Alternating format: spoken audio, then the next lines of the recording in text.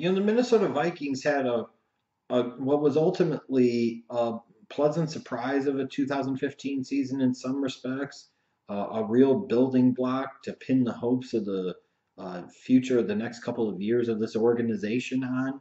You're talking about a team that was competitive all year, found a way to scrap and fight, and put themselves in a position come week 17 where if they beat the Green Bay Packers, not only are they in the playoffs, but they end up winning the NFC North and they get a home playoff game. And how exciting, the Vikings playing a home playoff game outdoors in January. Feels like old school Bud Grant Vikings football, huh?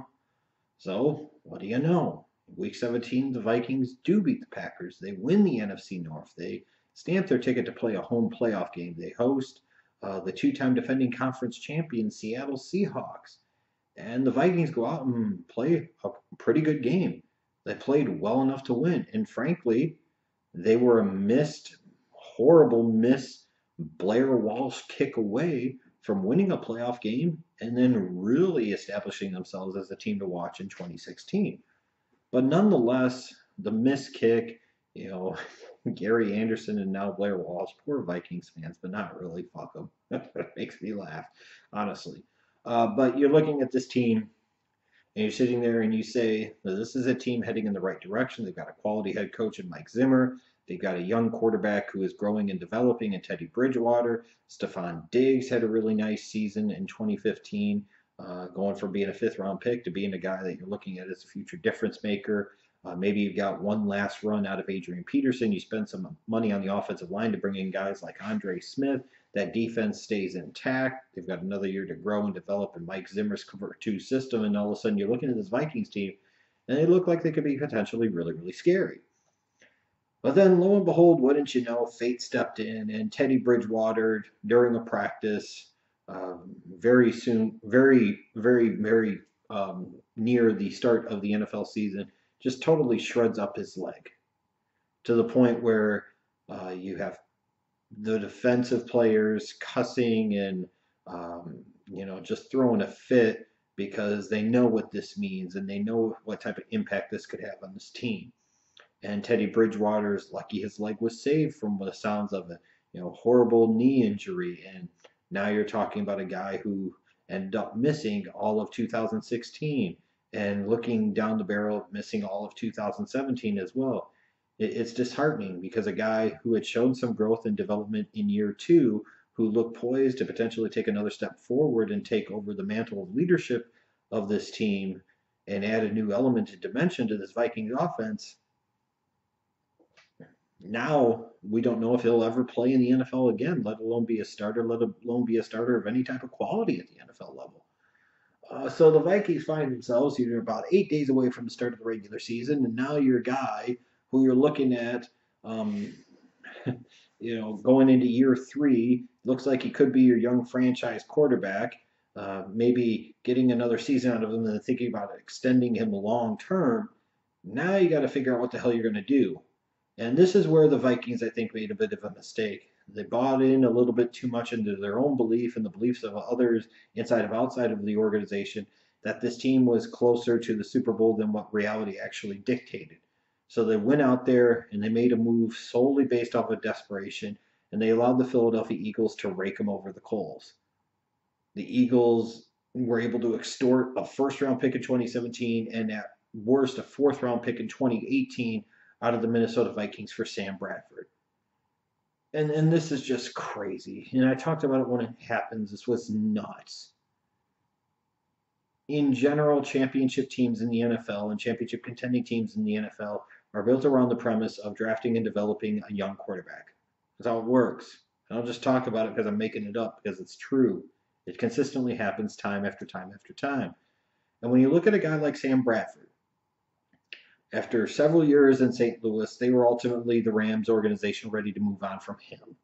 Now you've got the Philadelphia Eagles, who were so sold on what Sam Bradford did in 2016 that they moved up not once but twice in the 2015 in the 2016 draft to go get Carson Wentz. They moved up from 13 to 8 and 8 to 2 because they were so impressed with what Sam Bradford did in 2015 as their starter that even after paying Chase Daniel big time backup quarterback money, they traded up big to go get a young future star in Carson Wentz.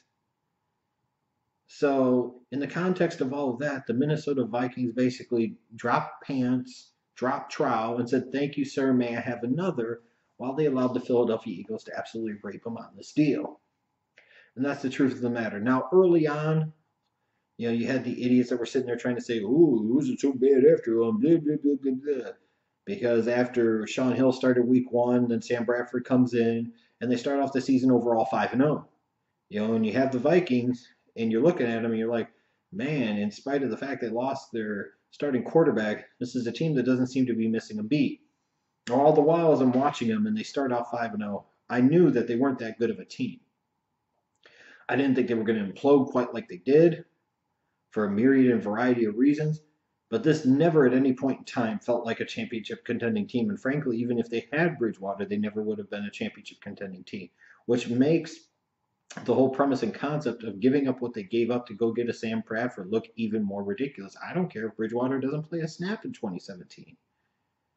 It's just ridiculous. Now, this team, you start off 5-0, then things just kind of evaporate in a shitstorm. You go 3-8 the rest of the way.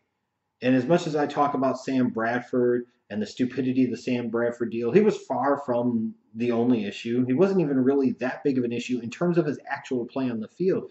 More of my knock about the Sam Bradford deal is what it represents and the price that they had to give up in order to get a guy who has never proven anything in terms of other being a mediocre NFL starting quarterback. And that's exactly what he is.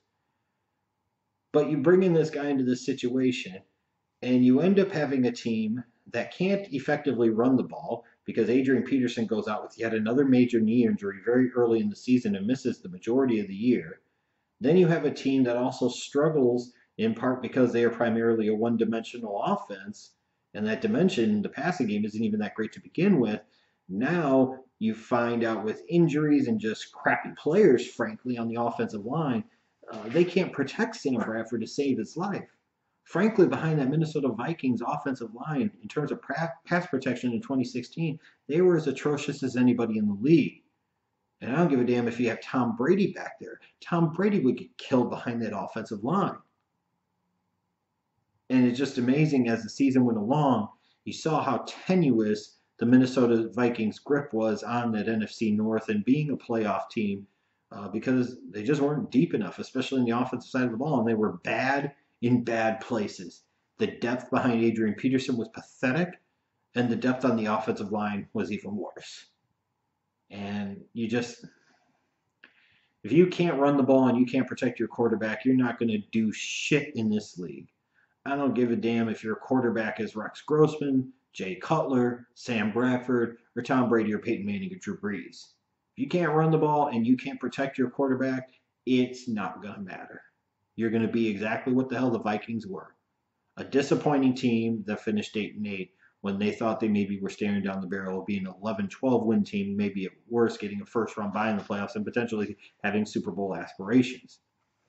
So now you head into this offseason. On top of all of this, you had a 2016 draft class that really didn't produce all that much. I mean, you're having two players fall to you in the first two rounds that a lot of the fans and the draft community were very big on, even though I wasn't, in Laquan Treadwell and Mackenzie Alexander. Treadwell barely saw the field, and Mackenzie Alexander, so much for him being the best corner in the draft, he didn't play much on defense. They have to get more impact out of these two guys. These guys were supposed to be difference makers. Part of the reason for all the buzz was on top of what the Vikings had returning on defense and the development of Teddy Bridgewater, one last run of Adrian Peterson, bringing in somebody like an Andre Smith to help at right tackle on the offensive line, was the thought that you were going to bring in two potential impact rookies in Laquan Treadwell and Mackenzie Alexander, and they were going to take this team to another level, and that shit just didn't happen. Based off of their year one performances, or their lack of year one performances, it's either an indictment against Mike Zimmer and not giving these rookies enough opportunities, or it's an indictment against these guys and the fact that they just weren't quite ready for prime time yet when they came into the NFL. They have to get more out of those two guys. In terms of this offseason for the Vikings, they don't have a ton of money to spend. They've got about $20 million of cap space. They have questions they'll have to address. Are you going to re-sign Andre Smith? Are you going to explore the possibility of giving Matt Khalil big money? Ooh. Are you going to pay Captain Munnerlyn to stay as your nickelback? A lot of questions there. I would assume Munnerlyn's probably gone. I would think Matt Khalil is probably gone too. And the problem, again, for this team is they have, as we know now, some major glaring needs, and they don't have the first round pick to help address it. Now, it's not all lost for the Vikings because they've still got their second round pick. They've got 2 picks in the third round, 2 picks in the fourth round. Thanks, Miami Dolphins. You've got the fifth round pick, sixth round pick, seventh round pick. So even though they're missing out on their first round pick, this is a team with 8 total draft picks. And while they have some needs, they don't have needs everywhere on their roster. Their primary needs are all on, frankly, the offensive side of the ball. But it's just crazy that you bring in a guy like a Sam Bradford in this massive trade, and you could be sitting there and picking, depending on how the coin flip goes, with the Colts picking 14th or 15th in the first round. And instead, you're not going to be picking until the 40s because of that deal. I mean, that's a high price to pay. And this is a situation where the Vikings, if they didn't trade for Sam Bradford, how much worse were they going to be? This is a chance where they really miss out on a potential impact offensive player, whether that be an offensive lineman or a running back. They could have been in position, in theory, to end up with a guy like a Dalvin Cook or a Leonard Fournette. Who knows? They could get one of the top offensive tackles in this draft, even though it's a really weak draft class. Most of these offensive tackles are still good enough to start for the Vikings because their offensive line is that shitty. But instead, they're not in that position. So they miss out on the top few offensive tackles. And they miss out on the top couple of running backs. The fortunate thing for the Vikings is they still get lucky because this is a deep and talented running back class. So they should be able to address the position and address it well somewhere at the point in time, at least in day 2 of the draft.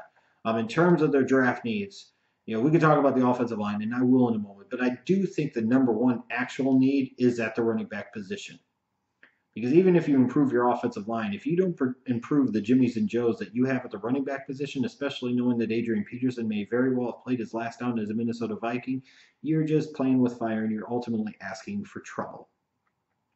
And if you can't run the ball more effectively, then even if you upgrade your offensive line, the pass protection is not going to get that much better because opposing defenses are just going to tee off on you because they know that you're no threat to run the football.